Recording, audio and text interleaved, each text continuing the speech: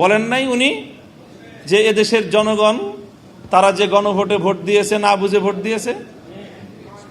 গোটা দেশের জনগণকে মূর্খ সাব্যস্ত করেন, এরপরে উনি মাস্টার সাজেন এই মূর্খ জনগণকে বোঝানোর জন্য।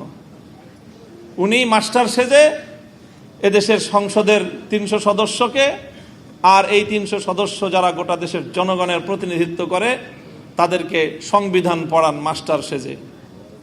দাম্ভিকতার একটা সীমা থাকা উচিত। আপনারা জনগণকে অপমান করছেন।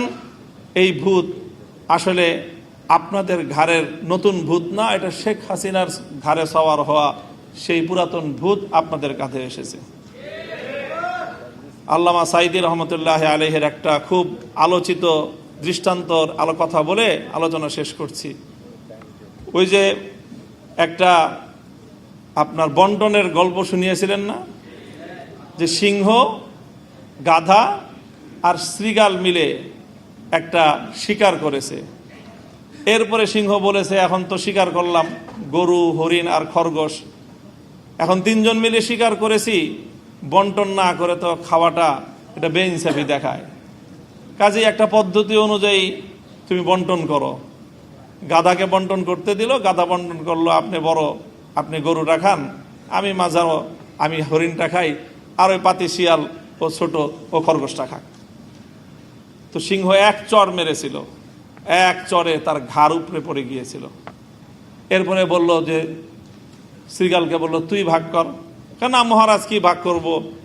না না, আমি তো ভাগ ছাড়া খাবো না, আমি তো সিস্টেম ছাড়া খাই না, সাংবিধানিক পদ্ধতি বাস্তবায়ন হবে তারপরে সে আমি খাবো।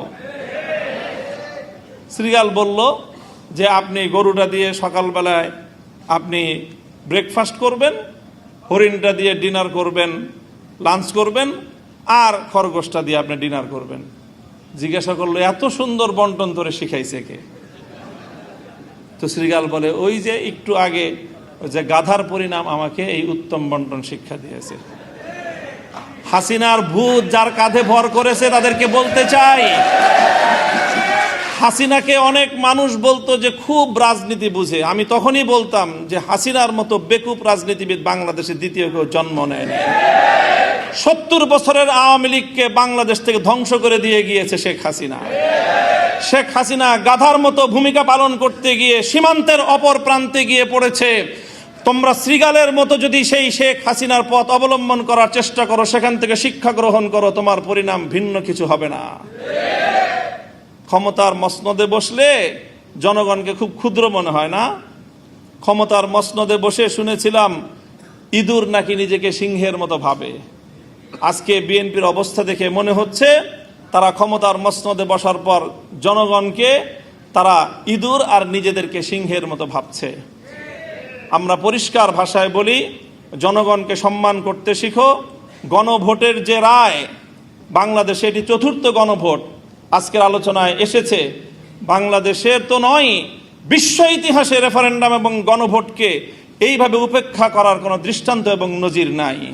দৈনিক আজকের বাংলা.net